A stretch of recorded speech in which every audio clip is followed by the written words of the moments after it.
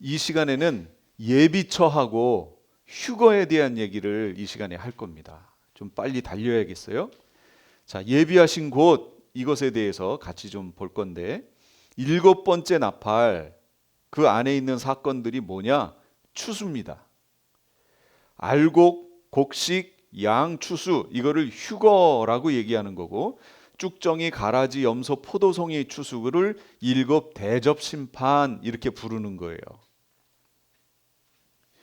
우리가 쭉정이 추수, 그러니까 일곱 대접 재앙은 다음 주에 할 거예요. 오늘은 휴거, 알곡 추수 부분을 얘기할 거예요. 그 전에 이들이 후 3년반, 흔히 말하면 대환란이라고 부르는 게 바로 후 3년반이거든요. 그 후 3년반, 전 3년반은 하나님의 종들에 의해서 보호를 받았지만 후 3년반은 이들이 휴거대에 올라간 후 정말로 목자 없는 양과 같은 형태잖아요, 지금. 그럼 어떻게 보호를 받고 나중에 휴거에까지 이를 수 있느냐? 그래서 성경에 보면 하나님께서 예비하신 곳이 있더라 이렇게 말이 나와요. 예비하신 곳을 짧게 한자로 표현하면 뭐예요? 예비처. 예, 그거잖아요. 그러니까 예비처라고 하는 그 표현 자체가 성경에 있나요? 예비처라는 단어가 있나요? 성경에 없어요. 그러니까 어떤 분들은 성경에 없는 단어 쓰지 말라고. 예, 그러면 휴거 여러분 성경에 있나요? 없어요.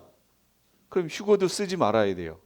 예, 안 쓸 수는 있어요. 안 써도 상관은 없는데 안 쓰면 제가 설명할 때마다 예수님이 천사들을 보내서 하늘 이 끝에서 저 끝까지 사방에서 모으는 거 이렇게 해야 돼요. 원래 언어라는 거는 축약해서 하나로 표현하는 거잖아요. 요즘 한국에서 유행하는 게 그거잖아요. 제가 무슨 그 유튜브를 봤더니 어디가 싹 나왔는데 어떤 패널이 고터다 그러는 거예요. 고터다. 어? 고터? 고터가 뭐지? 고속버스 터미널. 아이 참. 아니 이제는 고속버스 터미널도 고터다 이렇게 짧게 축약해서 얘기들을. 그러니 이제 한국에 가면 언어가 안 통할 것 같아요. 어떻게 말들을 단어들을 다 짧게 그냥 앞자만 따가지고 이렇게 표현하는지. 그런데요, 그런 습성, 언어는 그런 습성이 있어요. 그런데 그걸 놔두고 제가 천사들을 하늘 이 끝에서 저 끝까지 보내서 사방에서 모으는 거 이거 말이 안 되잖아요. 그러니까 휴거 하면 끝나는 건데. 그래서 하나님께서 예비하신 곳 이렇게 얘기 안 하고 그냥 예비처 얘기하면 그렇게 우리끼리는 약속이 된 거니까 그렇게 얘기하는 겁니다. 성경에 없는 단어니까 쓰지 말라. 그거는 제가 동의할 수 없습니다. 그건 누가 어떻게 해석하느냐에 달린 거죠. 우리말로 어떻게 번역했느냐에 따라 예비처라고 번역할 수도 있어요. 얼마든지. 자, 그 예비처로 우리가 가야 됩니다. 그래서 여기 이 부분을 한번 보세요. 본경, 삽경이 있어요. 그러면 6장은 본경인데 내용이 뭐냐면 6개의 인사건까지의 내용이었고 7장은 6장에 대한 삽경인데 내용이 뭐냐면 하나님의 종들 바로 14만 4천을 선택하는 장면, 그 다음에 8절부터는 흰옷 입은 무리 얘기, 이게 7장 얘기였죠. 그 다음에 8장 9장은 지난주에 했어요. 6번째 나팔까지의 본경이고 이 본경에 대한 삽경이 요 부분이 이제 길어요 사실. 그래서 그 부분 때문에 여러분이 계시록 읽으실 때 힘든 거예요. 나팔 사건의 삽경이 길기 때문에 이 부분이 힘드신 거예요. 10장부터 11장까지는 7장에서 선택된 14만 4천이라는 하나님의 종들의 사명 감당하는 모습, 이때는 두 증인이란 이름으로 나오지요. 그 모습이 나오고 12장부터 14장 13절까지는 여자, 아이, 예비처, 여기 예비처 나오죠. 두 짐승, 하나님 종들이 결국 어떻게 되는지, 그 다음에 세 가지 복음, 마지막 시대에 전해져야 될 세 가지 복음, 이런 내용들이 나와요. 오늘 할 게 바로 이 예비처, 그 다음에 여기 두 짐승 이런 거 할 거예요. 그 다음에 11장 14절에서 19절까지가 일곱 번째 나팔이 불리는 모습이 나오고요. 그 다음에 16장부터 본격적으로 7개의 대접 사건이 여기서 본경으로 나옵니다. 그리고 이 각각의 모습이 삽경으로 14장, 15장 나오고 17, 18장 나와요. 그래서 14장 14절부터 15장까지가 두 가지 추수, 무슨 추수 무슨 추수요? 알곡 추수, 쭉정이 추수 또는 가라지 추수, 그 추수 장면이 나오는 거예요. 오늘 이 장면 휴거합니다. 그 다음에 17, 18장은 음녀 바벨론 멸망한다. 그리고 마지막 아마겟돈 전쟁 그 얘기들을 하게 될 겁니다. 자, 달려볼게요. 이 그림은 반드시 기억하세요. 여기 지금 사람이 서 있는 요 하얀 선으로 되어 있는 요 부분 여기가 땅이에요. 뭔가를 표현해야 되겠기에 제가 땅을 조금 이렇게 높게 표현한 거예요. 땅이에요. 자, 이 위에서부터가 하늘입니다. 위에서부터 하늘. 하늘은 몇 층 천으로 되어 있다고요? 예, 3층 천으로 되어 있어요. 그래서 하늘을 표현하려면 복수로 표현해야 돼요? 단수로 표현해야 돼요? 복수로 표현해야죠. 그런데 성경은 구약은 쌍수로 표현했어요. 쌍수. 우리가 양말이 두 켤레 이런 식으로 나오는 거 있죠? 그렇게 표현했어요. 3층 천으로 되어 있어요. 근데 신약으로 넘어오면 헬라어로 표현할 때는 복수로 표현해요. 우리도 어떻게 표현해야 돼요? 복수로 표현해야 돼요. 그래야 성경대로 해석한 거예요. 하늘들 하고 표현했어야 돼요. 그런데 왜 하늘들이어야 되는 그 복수가 빠지고 하늘 단수로 바뀌었다고요? 왜 그렇게 바뀌었어요? 우리 성경에. 예, 한자. 한문으로 가서 킹제임스 여기 한자로 번역이 되고 이것을 가지고 우리의 개역 한글이 번역된 거예요. 그러니까 한자에서 번역이 됐겠죠. 선교사들이 오긴 왔지만 그 선교사들이 우리말을 잘 모르잖아요. 외국 선교사들이. 그러니까 우리나라 사람도 그 영어를 잘 모르고, 그러니까 중간 매체인 한문을 가지고 거기에서 넘어왔기 때문에 한문에서는 천지 했기 때문에 그냥 하늘과 땅 하고 단수로 바뀐 거예요. 그러나 이제는 해석할 때 어떻게 해석해야 돼요? 복수 단수를 정확하게 해줘야 돼요. 그게 그래야 이게 어디를 말하는지가 정확히 나온다고요. 그래서 지난주에 예를 들었지요. 주기도문에서 뜻이 하늘에서 이루어진 것과 같이 할 때 그 하늘 단수로 돼 있어요. 원어가. 단수면 3층 천 중에 어디 하나를 지적했다는 거잖아요. 그럼 뜻이 하늘에서 이루어진 것 같이 할 때 그 하늘은 어디 말하는 거예요? 예, 3층 천 말하는 거예요. 낙원 말하는 거라고요.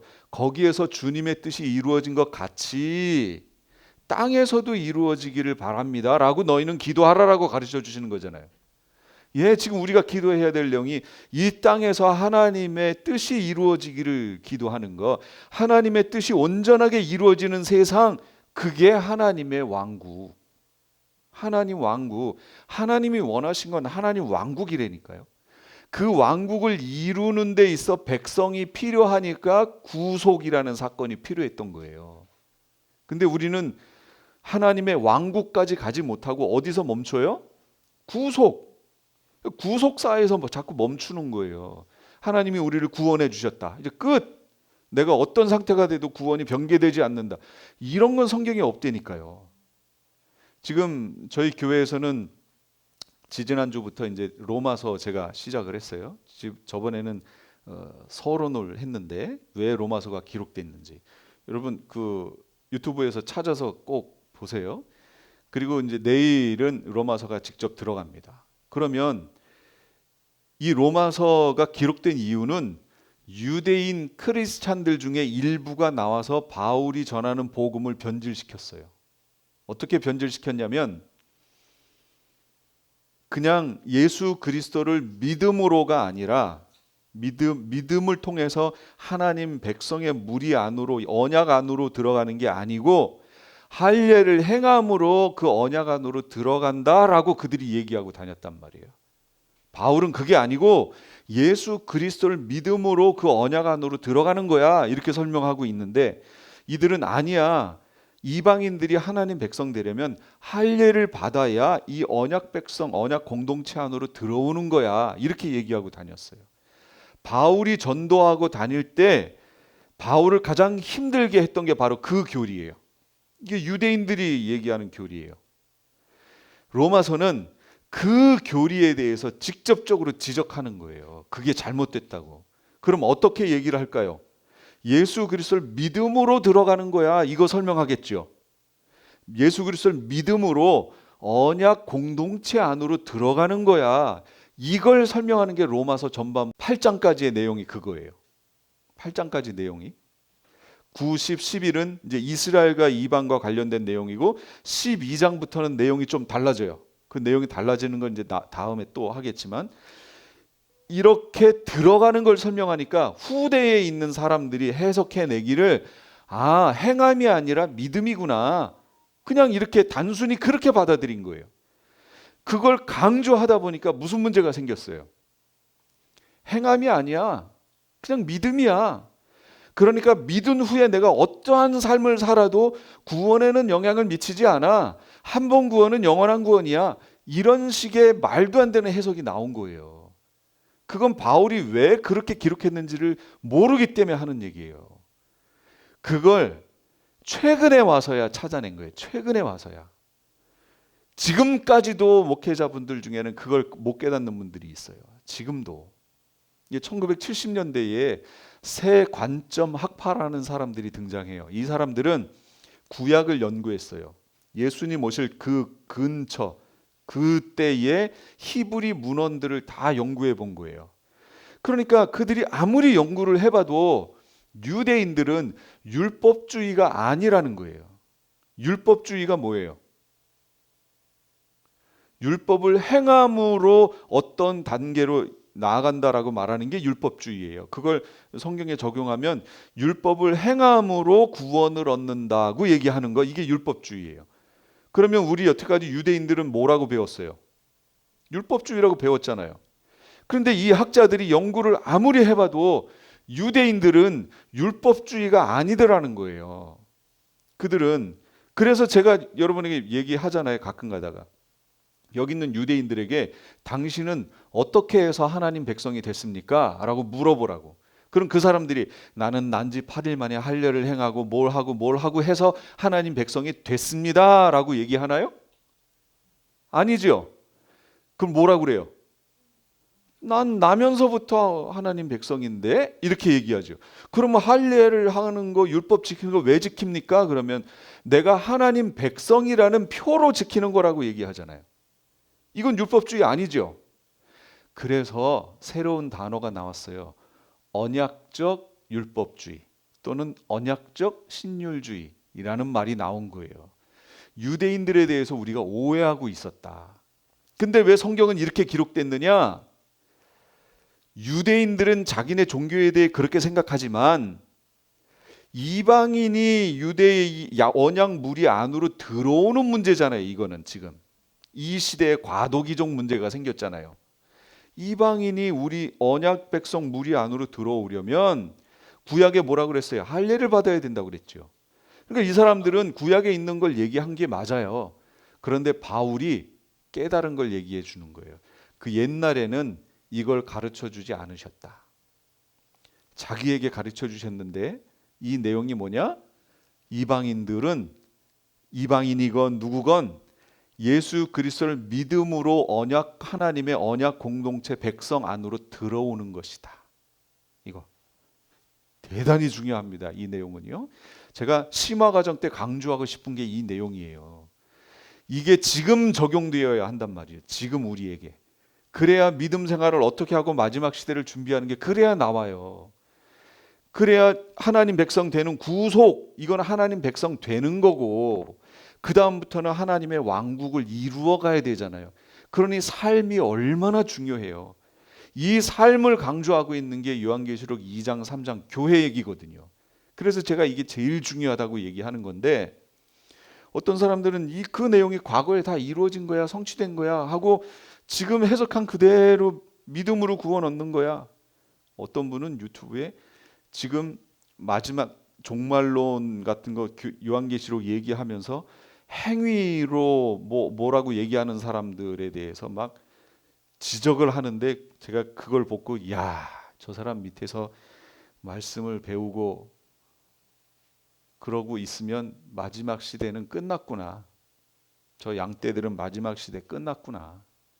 너무 안타까운 마음이 드는 거예요. 믿음으로 하나님 백성 무리 안으로 들어오는 거죠. 그 후에는 하나님 백성답게 하나님의 왕국을 이루며 살아야 되는 거죠. 예, 이게 우리에게 숙제로 남아있다는 걸 꼭 기억하세요. 삼층천, 뜻이 하늘에서 이루어진 것처럼 이 땅에서도 이루어져야 돼요. 이게 삼층천이에요. 그 주님이 밑으로 내려오시려고 해요. 지금 공중 강림하시려고 해요. 그런데 공중에 누가 있어요? 공중 권세 잡은 용의 세력이 있어요. 그러니 이들을 밑으로 물리쳐야죠. 주님이 오셔야 되니까, 재림에 내려오셔야 되니까. 첫째 재림에 내려오시는 곳이 공중이잖아요. 그 사건이 벌어지는데 그게 언제부터 시작되냐면 7년 환란 들어가는 시점부터 시작돼요. 그런데 그때 마침 용은 뭘 하려고 했냐면 하나님의 종들이 14만 4천이라는 하나님의 종들이 태어나는 것을 막기 위하여 혈안이 되어 있었어요. 그런데 그들이 태어나면 그들을 잡으려고 삼키려고 준비하고 있는데 갑자기 미가엘, 천군 미가엘이 뒤에서 삼층천에서 내려오는 거예요. 그러니까 어쩔 수 없이 용이 그 미가엘을 상대로 전쟁을 벌였지만 실패해요. 그래서 하늘에 더 이상 있을 곳을 얻지 못하고 밑으로 떨어져요. 그래서 7년 환란 중간 되기 5개월 전 여기에서 밑으로 땅으로 떨어진 거예요. 떨어질 때 무저갱의 열쇠를 받아서 떨어졌어요. 그리고 그 무저갱으로 내려와서 무저갱을 열었더니 그 무저갱에 갇혀있던 더러운 타락한 천사들의 영이 무수히 많이 연기같이 나와요. 그래서 황충의 환란이 시작됐다고 그랬죠. 그러니까 전삼년반 아직 안 끝났어요. 전삼년반 끝나기 5개월 전이에요. 그러니 이 기간 동안에 교회는 어떻게 될까요? 이 황충의 환란의 대상이 될까요? 예, 되지요. 대상이 아닌 이들은 누구냐면 하나님의 인 맞은 사람들만 제외예요. 그들은 누구예요? 14만 4천 하나님의 종들. 하나님의 종들은 못 건드리게 했어요. 그러면 나머지 교회는 환란의 대상이 되는 거지요. 그래서 여기서 극심한 고통을 받습니다. 교회가. 그러다가 여기에서 예비하신 곳으로 가게 되는 거예요. 이제 그 부분을 얘기할 거예요. 예비하신 곳으로 가게 되는 거예요. 용이 내려와서 황충의 환란을 통하여 교회를 핍박해요. 이 얘기는 다시 말하면 용이 내려와서 아이를 낳은 그 여자를 공격하는 거예요. 그 내용이에요. 그래서 이제 가봅니다. 예비처 가는 시기 언제냐? 예, 황충의 환란이 시작됐어요. 여기 지금 포인트를 보시는 게 좋으실 거예요. 황충의 환란이 여기서 시작됐어요. 여기서부터 여기까지가 5개월입니다. 5개월이 진행되는 사이에 교회가 여기에서 고통을 당해요. 당하다가 하나님의 종들의 인도를 받아서 요 지점, 여기 파란색으로 제가 표시해 놓은 것 여기요. 여기에서부터 환란 여기 후 3년만 시작되는데 말고 그 앞에서부터 예비하신 곳으로 가기 시작해요. 미리. 그래서 거기서부터 1260일이에요. 한때 두때 반때. 그러니까 그 기간하고 똑같은 기간이 저 뒷부분에 물음표로 돼 있는 부분이 생기겠지요. 왜냐하면 후 3년 반도 1260일이잖아요. 그런데 예비처 가 있는 기간도 얼마예요? 한때 두때 반때 1260일이잖아요. 똑같잖아요. 그러니 앞부분 당겨서 갔으니까 뒷부분은 그만큼 남겠죠. 뒷부분 남아있는 그 부분이 뭐냐? 그 얘기예요. 그 부분이 바로 7 대접 심판 기간이에요. 그 7 대접 심판을 받을 때 교회는 어떻게 된다고요? 그 끝부분에서 휴거되어 올라가는 거예요. 그 전에. 그래서 예비처의 기간이 1260일, 한때 두때 반때라고 얘기하는 겁니다. 그럼 예비처 가는 시기는 언제예요? 정확히는 몰라요. 그러나 환란이 시작되면 거의 중간 부분쯤에 가서 가게 될 겁니다. 이때쯤 되면 하나님의 종들 바로 14만 4천이 순교할 때 이방 교회는 이미 예비처에 가 있어요. 하나님의 종들의 사역 기간은 이 중간까지거든요. 그러니까 이미 그 전에 가 있고 예비처로 피신한 후에 짐승이 등장해요. 여러분 계시록 12장부터 읽어 오셨나요? 예, 그럼 거기에 보시면 용이 내려왔죠. 밑으로 내려왔어요. 내려와서 보니까 아이를 낳은 여자가 있어요. 그래서 여자를 괴롭게 해요. 그랬더니 그 여자가 독수리 두 날개를 받아서 광야 자기 곳으로 피하죠. 피해가는 과정에서 용이 그 뒤를 따라오면서 물을 뿜어내지요. 그래서 삼키려고 덮치려고 하지만 땅이 갈라져서 그 물을 다 흡수해 버려요. 그래서 하나님이 보호하신다는 얘기를 하는 거예요, 지금. 그렇게 해서 보호하니까 용이 화가 났어요. 자기 뜻대로 안 되니까. 그래가지고 그 다음 장면이 뭐예요? 13장으로 넘어가면 바다 모래 위에 서서 바다에서 짐승을 끌어올리잖아요. 이게 바다 짐승이에요. 이게 무적행 짐승, 이게 적그리스도의 영이에요. 그 다음에 땅에서 땅 짐승을 끌어올리죠. 이게 그 두 짐승 중에 하나, 거짓 선지자 역할을 하는 그 짐승을 끌어올려요. 이 먼저 올라왔던 바다 짐승이 이들을, 하나님의 백성 교회를 예비하신 곳으로, 예비처로 인도한 그 하나님의 종들과 전쟁을 벌여요. 그래서 그 하나님의 종들을 다 죽여요. 순교하는 거예요. 순교. 이들이 능력이 없어서 순교하는 게 아니에요. 사역 기간이 끝났기 때문에 순교하는 거예요. 그래서 순교했어요. 3일 반 동안 이 땅에 그냥 죽은 시체대로 그냥 뒀어요. 세상 사람들이 막 서로 선물을 보내고 막 축하하고 난리가 났어요. 근데 3일 반 후에 갑자기 하늘에서 생기가 오더니 이 죽은 하나님의 종들을 살려내요. 그리고 하늘에서 음성이 있는데 이리로 올라오라 소리를 듣고 그들이 승천에 올라가요. 이거 성경 다 읽으신 거죠? 예, 그래야 이해하기 쉽다고 그랬어요. 올라갔어요. 그러면 이 짐승은 어떻게 됐느냐? 이 바다 짐승, 함께 전쟁했던 짐승은 어떻게 됐느냐? 그도 거의 죽음 직전까지 갔어요. 거의 죽어요. 이건 이제 다음 시간에 설명할게요. 이 부분은. 그러니까 예비처로 피신한 후 하나님의 종들이 교회를 예비처로 피신시키고, 그러니까 용이 화가 나서 바다 짐승을 끌어올렸고, 이 올라온 짐승과 여기 다 인도했던 하나님의 종들과 그때서야 전쟁이 벌어지는 거잖아요. 그러니 예비초로 피신한 후에 짐승이 등장하고 그 짐승에 의해서 두 증인이 순교하는 것이기 때문에 하나님의 종들이 순교할 때는 이미 이방 교회는 예비하신 곳으로 갔어요. 그러니 보호를 받죠. 천삼년반 하나님의 종들, 그리고 이들이 죽기 전에 교회를 하나님이 예비하신 곳으로 이미 인도하고 그 다음에 순교하잖아요. 그러니까 교회는 안전하게 보호된다. 그러나 제가 안전하게 보호된다 라고 지금 설명했는데 보호되는 거지 그곳이 아이고 편하다 하는 곳은 아니다라는 거예요. 이제 뒤에 나올 겁니다. 가는 시기 3일 반, 지금 제가 여기 다 설명한 거예요. 하나님의 종들이 죽었어요. 이 죽은 자들이 하늘로 끌어올려갔어요. 그때에 남은 자들이 두려워하여 영광을 하늘의 하나님께 돌리더라 라는 구절이 11장에 있어요. 이거 무슨 내용일까요? 여기 남은 자들 누구예요? 회개하고 돌아온 이스라엘. 이때서야 이스라엘은 회개해요. 이때 가서야. 그럼 그 전 3년 반에는 뭐 하는데요? 이들 성전 제사하고 있는 거예요. 성전 제사 하니까 자기들 뜻대로 지금 하고 있잖아요. 그러니까 메시아에 대한 생각이 없어요. 뿐만 아니라 그 성전 제사를 하려면 뭐가 필요해요? 성전 제사를 하려면 뭐가 필요해요? 아니죠. 성전 제사를 하려면 성전이 필요하죠. 그러니까 지금 성전이 있어요? 없어요.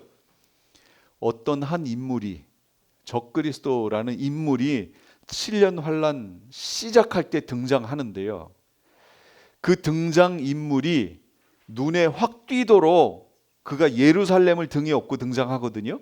그러니까 예루살렘에서 마치 신거식처럼 등장한다는 거예요. 이미 있었지만 사람들이 못 알아봤는데 이 사람이 그 인물이다, 적그리스도다라는 걸 어떻게 아냐면 예루살렘과 관련되어 있는 일로 이 인물이 확 뜰 거란 말이에요.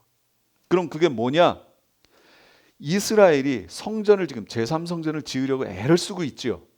모든 게 다 준비됐다고 그랬어요. 근데 이거를 지으려고 하면 어떻게 돼요?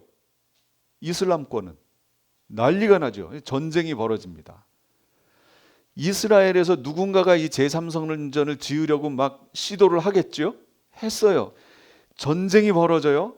그 순간에 이 적그리스도라는 인물이 등장해서 제3자가 갑자기 딱 등장해가지고 이스라엘 편에 서서 성전을 지을 수 있도록 허용하는 거예요. 이해가 되셨어요? 허용함으로 그 평화 7년 동안의 평화 언약이 맺어지는 거예요. 전쟁을 안 하는 거예요. 그런데 이걸 여러분 잘 보세요. 우리 뭐에서 봤냐면 하나님의 종들 택할 때 무슨 일이 벌어졌냐면 하늘에서 천사가 내려와서 땅의 사방 바람을 붙잡아 내 천사로 하여금 사방 바람을 붙잡아 불지 못하게 했던 사건 기억하시죠? 이게 그 사건이에요. 전쟁이 어마어마하게 터지려고 했는데 하나님이 그때 천사들을 보내서 사방 바람을 잡아버렸어요. 유브라데에 가서 딱 잡고 전쟁이 벌어지지 않게 일촉즉발이었는데 딱 잡아버렸어요. 그러니까 이 적그리스도라는 인물이 봤을 때는 그 상황을 여러분 입체적으로 보셔야 돼요. 적그리스도라는 인물이 딱 등장해서 예루살렘에서 평화 언약을 맺고 등장함으로 인하여 평화가 왔지요. 실제로 전쟁이 벌어지지 않았단 말이에요. 적그리스도가 한 게 아니고 누가 하신 거예요? 하나님이 하신 거예요.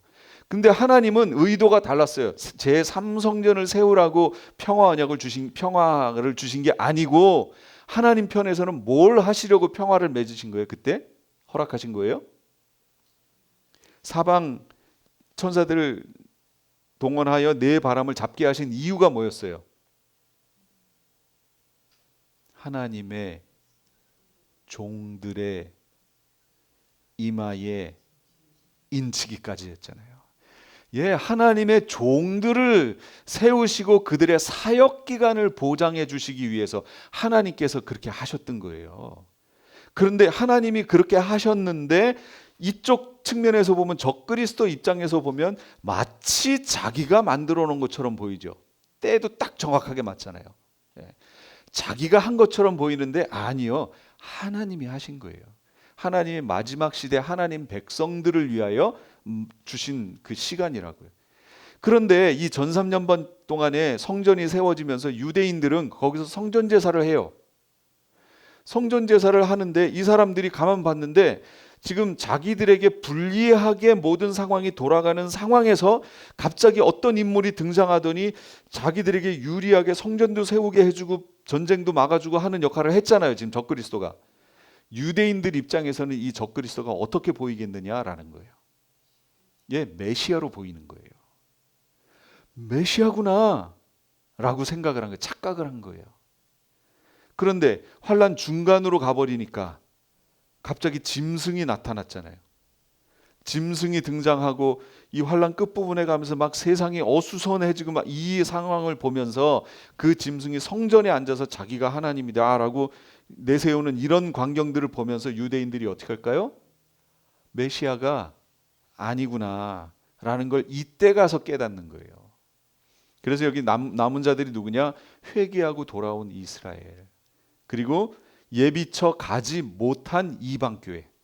이방인들 전체가 다 예비처로 100% 딱 가는 거는 아니에요. 여기 가지 못한 이들이 남아있는 것 같아요. 왜냐하면 용이 여자에게 분노하여 돌아가서 그 여자의 남은 자손 곧 하나님의 계명을 지키며 예수의 증거를 가진 자들과 더불어 싸우려고 바다 모래 위에 섰지요. 성도들의 인내가 여기 있나니 저희는 하나님의 계명과 예수의 믿음을 지키는 자들이다. 그들이 성도라고 얘기했잖아요. 남아있는 성도가 있다는 거죠. 그래서 이때부터 성경은 뭐라고 얘기하냐면 지금 이후로 주 안에서 죽는 자들은 복이 있다. 여러분 예비처 가면 죽어요, 안 죽어요? 거의 안 죽죠. 보호하기 위해서 예비처 가는 거였잖아요. 생명보존. 그래야 메시아 왕국의 종자 씨의 역할을 하러 가는 이들 무리잖아요. 예비처 가는 무리들은. 그런데 성경에는 황충의 환란 후에 후 3년반 시작할 때 이제 후로 주 안에서 죽는 자들은 이라고 표현을 하잖아요. 그러면 거기에서 예비처 가지 못하고 죽는 성도들, 교회 성도들이 있다는 걸 말하는 거예요. 그럼 그들은 누구예요? 그들은 순교하여 간다는 얘기죠. 그래서 주 안에서 죽는 자들은 복이 있다. 이렇게 표현하는 겁니다.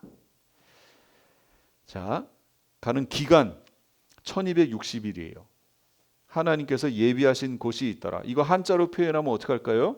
예비처 그렇게 표현하겠죠. 근데 성경에 없다고 말씀하시면 안 돼요. 이 기간을 한때, 두때, 반때 동안 뭐 받는다고요? 양육받음에. 여기도 양육하기 위하여 예비하신 곳. 양육받는 거예요. 양육. 그러니까 여기에 가서 편하게 편하다 이렇게 있는 곳이 아니에요. 이 예비처의 모습은 곳곳에 있습니다. 그런데 보세요. 이 초대교회 당시에 10대 박해가 있을 때도 하나님께서 하나님의 성도들을 보호하시기 위해서 예비하신 곳이 있었죠. 주로 교회는 어디에 피해 있었어요? 어디요? 지하 어디? 카타콤. 카타콤이 뭐 하는 곳이에요? 카타콤이 수영장이에요? 뭐 하는 곳이에요? 무덤. 카타콤 무덤이에요. 지하 무덤 시설이라고요.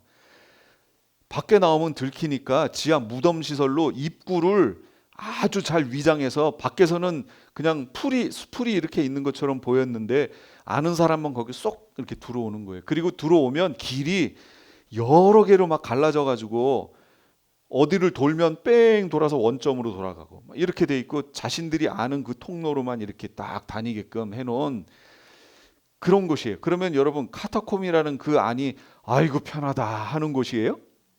아니죠. 하나님이 예비하신 곳이 있어요. 거기서 양육받는 곳이에요. 편한 곳이 아니에요. 기억하세요. 편한 곳이 아니에요. 보호받는 곳이지 편한 곳이 아니에요. 양육받는 곳이에요. 양육은 힘들어요.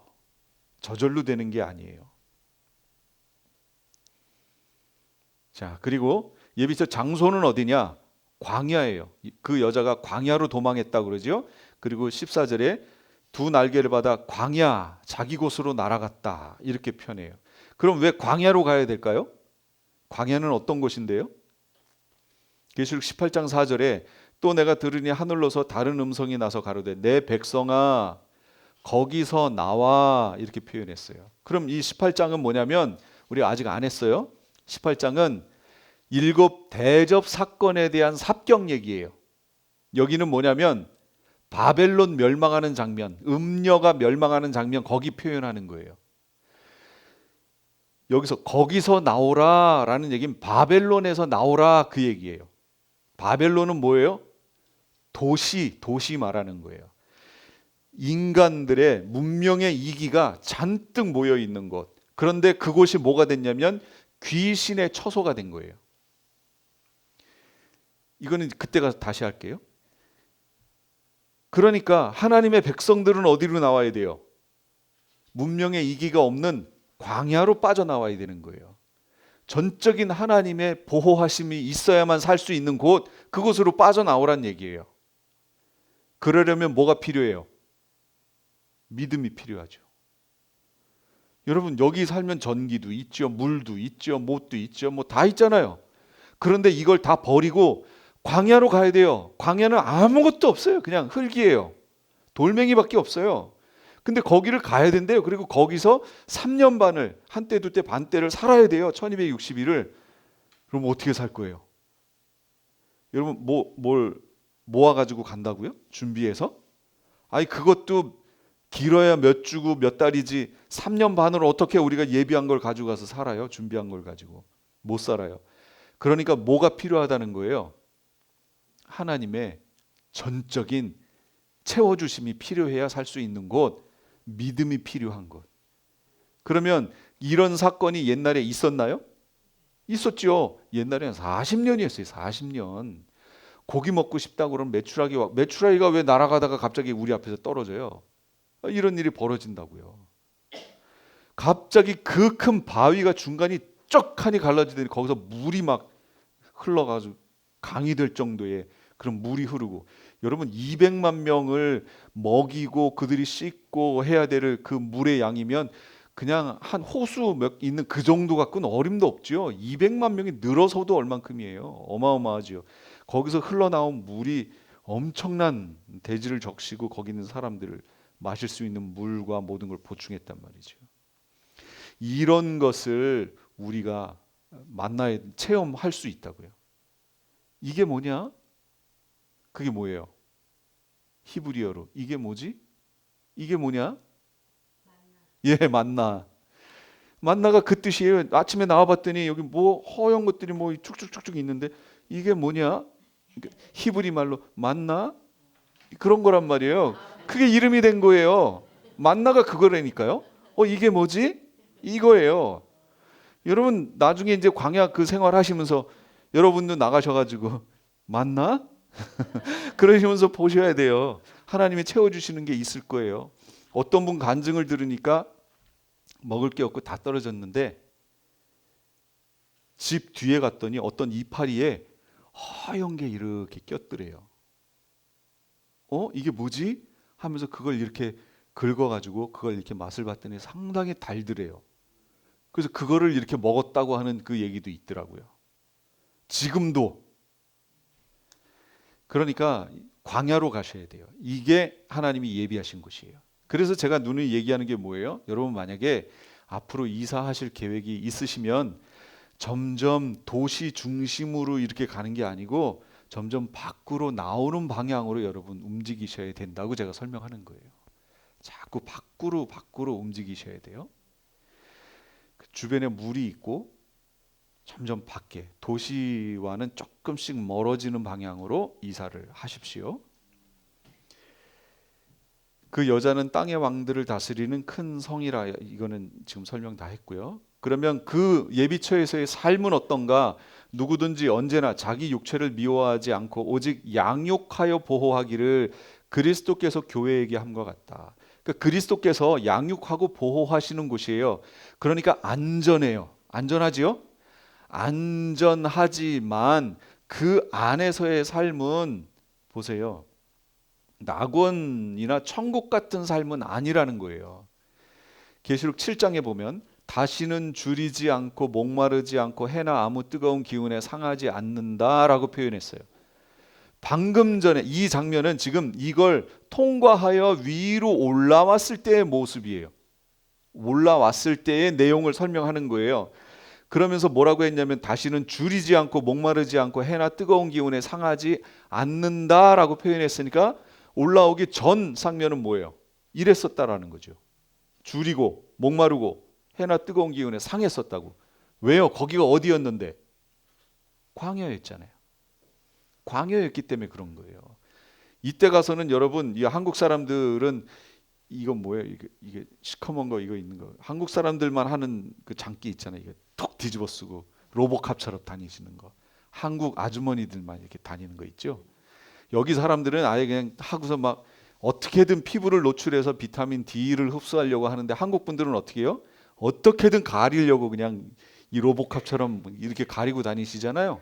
근데 여기 광야에 가서는 그러실 필요 없어요. 예. 그 다음 메시아 왕국이에요. 그러니까 3년 반 동안 햇빛도 쬐시고 이러면서 근데 뜨겁긴 할 거예요. 여기에서 양육받는 거예요. 3년 반 동안. 그래서 이때 필요한 게 뭐냐? 인내가 필요한 거예요. 이때. 인내하셔야 돼요.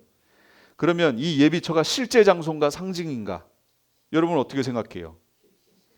예, 실제 장소예요. 어떤 분들 자꾸 상징이래요. 이걸 교회라고 설명하는 분들이 있어요. 신천지 같은 경우는 자기네 그 교회라고 얘기하는 거예요. 이게 말도 안 되는 이유가 7년 환란기 때의 모든 환란이 실제예요, 상징이에요?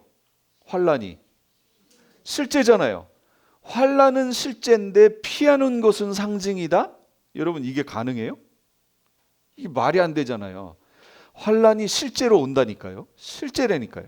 그러면 피하는 것도 실제여야죠. 이 예비하신 것도 실제입니다. 환란은 실제인데 예비처는 상징으로 해석할 수 없다. 그러면 왜 육체의 생명을 보존해야 돼요? 아니 그냥 죽여서 그냥 부활시켜서 들어가면 되잖아요. 그런데 예수님 말씀 속에 마태복음 22장에 부활 때에는 장가도 아니 가고 시집도 아니 가고 하늘에 있는 천사들과 같으니라 이렇게 설명했어요. 그러면 죽여서 메시아 왕국으로 들여보내면 뭐가 문제가 돼요? 어떤 말씀에 걸려요? 생육하고 번성하여 땅에 충만하라 라는 말씀하고 부딪히잖아요. 창세기에서 분명히 하나님은 생육하고 번성하여 땅에 충만하라 라는 명령을 내리셨죠, 인간에게. 그런데 그 명령, 왕권의 명령을 받자마자 어떻게 됐어요? 죄를 지었어요. 그러는 바람에 우리가 여기서 왕권을 행사했어야 되는데 왕권을 행사하지 못하고 무슨 상태로 전락해 버렸어요? 죄의 종로로 탄 단계로 빠져버렸죠. 그게 지금까지 되다가 예수님이 오셔서 그걸 회복시키셨어요. 그러니까 회복시켰다니까 이렇게 이해를 하는 거예요. 죄의 종노릇한 데서 해방됐으니까 우리는 왕노릇한다. 여러분, 아니라니까요. 아니라고요. 이해를 잘 하셔야 돼요. 이런 관점으로 보면 그게 무천년적 관점이에요. 지금이 메시아 왕국이라고 보는 분들이 자꾸 그렇게 얘기하는데, 성경에 보시면 우리가 죄의 종노릇 하다가 예수 그리스도를 통하여 죄의 종노릇 하던 데서부터 해방됐어요. 자유를 얻었어요. 그러나 지금의 우리의 상태는 은혜의 종노릇 하는 상태예요. 이게 로마서 5장 끝절 얘기예요. 제 얘기가 아니고 로마서 5장 끝절을 가서 확인해 보세요. 죄의 종노릇 하던 데서 해방되어 은혜, 그럼 뭐예요? 성령, 하나님의 종노릇 하는 단계로 들어왔다고요. 지금 우리가. 그리고 이것이 메시아 왕국으로 가면 순교자들이 거기에서 왕노릇해요.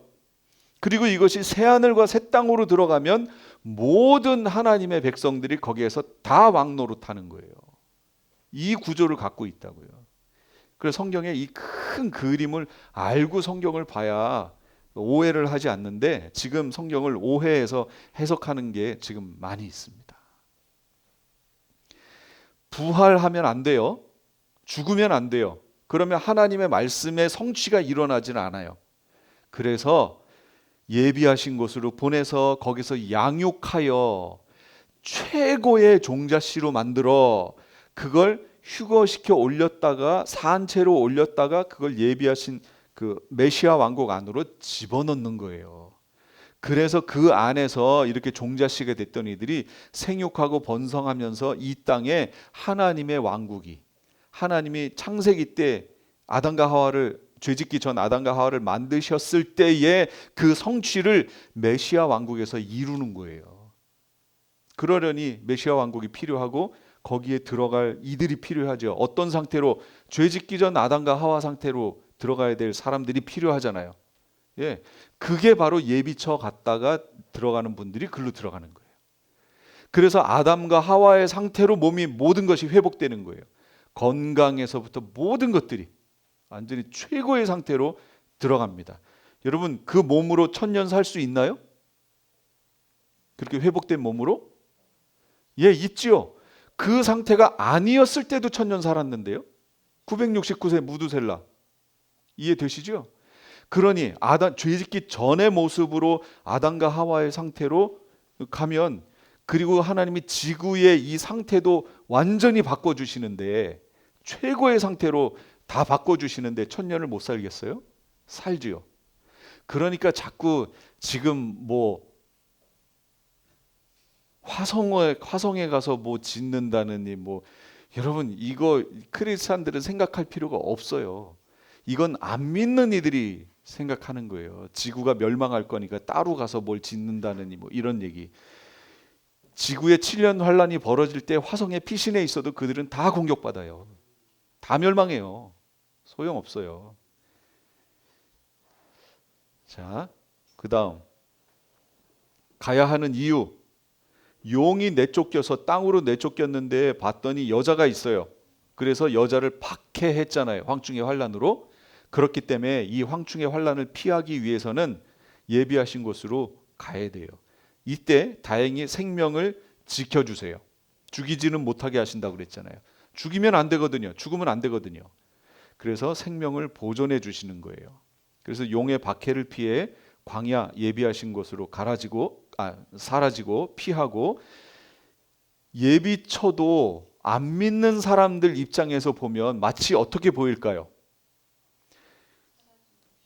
이 마치 휴거된 것처럼 이 도시에 있던 하나님의 백성들이 순식간에 사라진 거예요. 어느 날 갑자기 우리 명절만 돼도 여기 길이 썰렁해지잖아요. 갑자기 이렇게 생활하다가 하나님의 백성 교회들이 광야로, 도심지 말고 광야로 다 빠져나가 버렸어요. 순식간에. 그러니까 여기 남아있는 사람들 입장에서는 가뜩이나 지금 인사건, 나팔 사건, 저기 뭐예요? 유브라데 전쟁 막 이런 걸로 지금 사람의 3분의 2가 죽고 3분의 1밖에 안 남았는데 그나마 남아있던 하나님의 백성들이 어떻게 됐어요? 쑥 빠져나갔어요. 여기 도시는요, 이 도시는 정말로 썰렁할 겁니다. 정말 새들만 날아다닐 거예요. 거미줄 쳐지고요. 난리 날 거예요. 후3년반은 하나님이 예비하신 곳이라고 그랬으니까 우리가 예비하는 곳이 아니고 하나님이 예비하시는 곳이니까 우리가 그냥 순종하고 따라가면 되는 거예요. 그러면 이제 믿음으로 그때부터는 살아야 돼요. 하나님이 음식을 안 주시면 그냥 굶으면 돼요.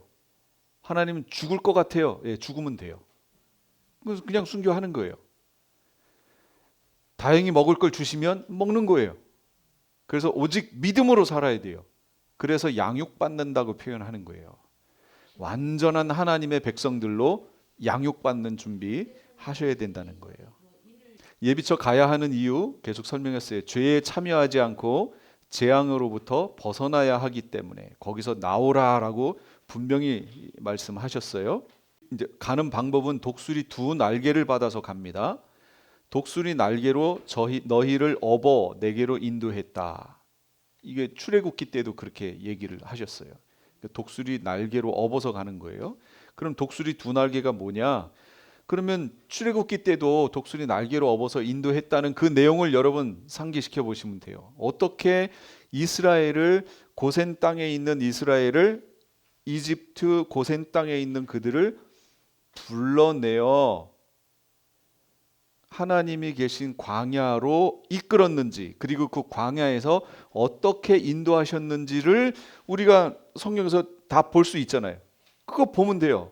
그걸 바로 독수리 날개로 업어서 인도했다라고 설명하는 거예요. 그럼 어떻게 인도하셨어요? 첫째, 고센 땅에서 광야까지 어떻게 인도하셨어요? 아니죠. 고센 땅에서 광야까지 구름 기둥 불 기둥으로 인도하셨어요? 고센 땅에서 이 애굽에서 광야까지 어떻게 인도하셨어요? 누굴 통해서? 예, 모세와 아론을 통해서 인도하셨죠. 그때는. 그리고 홍해를 건넌 후부터 그리고 시내산에서 십계명 받고 그러면서 거기에서 구름 기둥 불 기둥을 통해서 인도하셨죠. 그러면 지금 적용해 보면 돼요. 독수리 2날개로 업어서 우리를 인도했다. 양육받는다. 그곳으로 인도할 것이다. 그럼 우리가 처음에 그곳으로 가는 거 누구를 통해서 간다고요? 예, 2증인 통해서 간다고요. 그리고 그들은 이제 순교하고 올라갈 거 아니에요. 그 다음부터는 광야에서 우리가 어떻게 살아야 돼요? 구름 기둥과 불 기둥으로 살아야죠. 구름 기둥이 인도하는 대로 불 기둥이 인도하는 대로 이게 기둥이 따로따로 있는 게 아니고요. 하나예요. 낮에는 구름 기둥이 되는 거고 밤에는 이게 불 기둥이 되는 거예요. 추우니까. 예, 낮에는 뜨거우니까 구름 기둥이 돼서 가려주는 거고 저녁에는 근데 제가 뭐라고 그랬어요? 여름에는 아니 낮에는 더우니까 구름 기둥으로 가려주고 밤에는 추우니까 불 기둥으로 따뜻하게 해주고 이러다가 갑자기 이 기둥이 쫙 일어나서 움직이면 다 정리하고 따라가는 거예요. 예, 그렇게 갈 거예요, 우리도. 그런데 이게 뭐냐? 그런 구름 기둥과 불 기둥의 역사가 뭐냐? 이 뭐예요? 성령의 역사죠, 이게. 성령의 역사. 성령님이 인도하시는 대로 가는 거예요. 그러니까 여러분 어디 한 것이라고 여러분 생각하시면 안 돼요. 어디 한 곳이다 이렇게 생각하시면 안 돼요. 성령 하나님이 어느 곳에 가 정착해 있는데 너무 좋아. 물도 있고. 그런데 성령 하나님이 인도하세요. 가라고. 그럼 포기하고 그냥 가야 돼요. 그래서 그렇게 움직이는 법도 여러분 배우셔야 된다는 거예요. 제가 예전에 예수전도단 그 훈련 받을 때 한국에서 예수전도단은 어떻게 해서 전도 여행을 하냐면요. 팀이 이렇게 있으면 같이 기도합니다. 그냥 터미널이 고터가 됐든 어디가 됐든 거기 앞에 나가서 딱 찬양을 먼저 막 불러요. 제가 찬양 인도자였거든요. 그래서 다 거기서 찬양을 하고 같이 모여서 기도해요. 회개 기도하고 그 다음에 하나님 음성 듣기를 해요. 하나님 우리가 어디로 갔으면 좋겠습니까? 인도해 달라고. 그리고 조용히 하나님의 음성에 귀 기울이는 훈련을 해요. 그러면 각자마다 다 다른 어떤 것을 주세요. 그러면 리더가 그 얘기를 다 듣습니다. 다 듣고 그걸 종합하여 이쪽으로 가야 되겠다 하고 방향을 정해서 가는 거예요. 거기가 진짜 하나님이 인도한 곳인지 아닌지 그건 몰라요. 우리는 하나님 음성 듣기로 결정했습니다. 그리고 하나님이 우리 각자에게 주신 마음을 모아서 그곳이 하나님이 인도한 곳이라고 믿고 우리가 가겠습니다 하고 가는 거예요. 근데 저한테 이렇게 주신 게 뭐냐면 마치 공사장에 있는 포크레인 모양을 이렇게 자꾸 생각나게 하시는 거예요. 그래서 제가 이 포크레인이 자꾸 나는 생각이 난다고 그 얘기를 했어요. 다 해가지고 이제 어느 곳으로 갔어요. 가가지고 우리가 생각했던 그 교회에 도착했어요. 근데 그 교회 바로 앞에 포크레인 한 대가 딱 서 있는 거예요. 진짜로. 소름이 끼쳤어요. 소름이 끼쳤어. 그래서 제가 봤지? 내 분명히 포크레인 내가 봤다고 그랬지. 막 그러면서 했던 얘기가 생각이 납니다. 그러니까 하나님이 인도하실 때 어떻게 인도하실지 모르겠어요. 훈련하셔야 돼요. 그게 맞네 틀리네 이거는 중요치 않아요. 훈련하시다 보면 하나님이 인도하시는 게 익숙해지는 거죠. 그러니까 지금부터 여러분 하실 게 뭐냐? 회개하셔야 되고 영분별의 은사를 달라고 기도하셔야 되고 그 다음에 하나님의 음성에 예민하게 반응할 수 있게 해달라고. 이게 마지막 시대의 독수리 날개예요. 이거 받으셔야 돼요. 그런데 이 모든 것들은 뭘로 판단한다고요? 말씀이 과연 그런가? 봤는데 말씀하고 달라요? 그러면 아니에요. 걸러내셔야 돼요. 그래서 영분별이 필요하다는 거예요. 이거 하셔야 됩니다. 이렇게 해서 예비하신 곳으로 갑니다. 그러니까 한 번에 갈 수도 있고요. 여러분 서서히 단계적으로 가실 수도 있고요. 뭐 하나 정답이 없어요. 인도하시는 대로 가다가 보면 그쪽에 가게 되는 거예요. 어쨌든 깨어 있어야 돼요. 인도하신다는 거예요. 기름, 성령, 등, 말씀 이것으로 가야 돼요. 그럼 모형이 있나요? 예비처로 가는 모형이 있어요. 내 백성이 거주하는 고센 땅을 구별하시겠다고 하셨잖아요. 구별하시겠다. 고센 땅에는 우박이 없어요. 온 이스라엘 자손들이 거주하는 곳에는 빛이 있었어요. 다른 데는 없는데 이렇게 하나님이 예비하신 곳을 구별하시겠다. 그러나 낙원이나 천국 같지는 않다고 분명히 얘기했습니다. 거기서 줄이고 목마르고 뜨거운 기운에 상하고 하는 건 있어요. 자, 그다음 가지 못할 성도들이 있는가? 예, 있어요. 가지 못하는 사람들이 있어요. 그 사람들이 아까 남은 자들이라고 얘기하는 거예요. 그 남은 자들이 있고요. 그들은 성경에 뭐라고는 안 나왔지만 예상하기로 이후로 주 안에서 죽는 자들은 복이 있다라는 이 말씀을 통해 봤을 때 순교하게 될 것이다 라는 걸 예상할 수 있습니다. 그럼 왜 못 갔느냐? 못 가는 이유는 여러 가지가 있겠죠. 이 인도를 받지 못했어요. 또 하나는 자기의 가장 사랑하는 사람들, 식구들 내지는 어떤 사람들이 못 깨달아요. 아무리 설명을 해도 못 깨달아요. 그래서 끝까지 남아서 이 사람들을 어떻게든 구원만이라도 시켜야 되겠다 하고 남았을 수도 있고, 그거는 모르는 거예요. 어떤 상황이 펼쳐질지는 몰라요. 그래서 지금부터 그 사람이 듣든 안 듣든 이런 부분에 대해서 얘기를 해 놓으셔야 된다는 거예요. 여기 오셔서 지금 예비처에 대해서 처음 들으신 분 계시죠? 처음 들으신 분 계실 수 있잖아요. 그러면 난데없이 그때 가가지고 예비처 가야 된다고 그러면 어떻게 들리겠어요? 이 무슨 얘기 하는 거야? 그러겠죠. 그러니까 그 사람이 듣든 안 듣든 이 예비처에 대한 얘기라든지 이런 것들을 계시록에 있을 제가 삽경이 중요하다고 그랬잖아요. 삽경에 있을 내용들을 여러분이 나누셔야 돼요. 성도들하고 여러분의 사랑하는 사람들하고 그 사람이 믿든 안 믿든 나눠 놓으셔야 돼요. 그래야 마지막에 바로 지금이 내가 그렇게 얘기했던 그때야 라고 얘기를 하시면 그때 가서는 혹시 알아요? 듣고 따라올지. 예. 안 따라오면 어쩔 수 없지만 듣고 따라오면 정말 다행이고, 그러니까 지금부터 이런 얘기들을 나눠 놓으셔야 된다라는 겁니다. 모이면 다른 얘기하지 마시고 이런 얘기를 조금씩 조금씩 언급을 하면서 이렇게 마치 당연한 것처럼 얘기를 해 놓으셔서 그들도 처음에는 한번 들었을 때는 우리 엄마가, 우리 아빠가, 우리 동생이, 우리 누나가 드디어 갔어 이런 얘기 듣겠지만 그 얘기를 계속 해놓으면 나중에 가서는 어떤 부부가 있는데 남편이 안 믿어요. 그러더니 어떤 그나마 교회에 와서 들은 거는 있어요. 그러다 보니까 어떤 현상이 나타날 때 남편이 그러더라는 거죠. 왜 그분 있잖아. 누구? 아이 왜 교회 가서 들었던 그분, 예수님 얘기하는 거예요. 아이 왜 그 교회 가서 그 들었던 그분 안 믿으니까 그분 그렇게 얘기하는 거예요. 어쨌든 들었으니까 그분 지금이 그때 아니야? 이렇게 얘기한다는 거죠. 어쨌든 드러났기 때문에 안 믿더라도 여러분 그런 상태까지라도 우선은 만들어 놓으셔야 된다라는 겁니다. 예비처 얘기했습니다. 제 마음이 막 급해졌어요. 시계를 딱 보는 순간 오 큰일 났다. 휴거 얘기해야 되는데 벌써 쉬는 시간이네. 그래서 잠시 쉬었다가 이제 휴거에서부터 다시 얘기를 하도록 하겠습니다.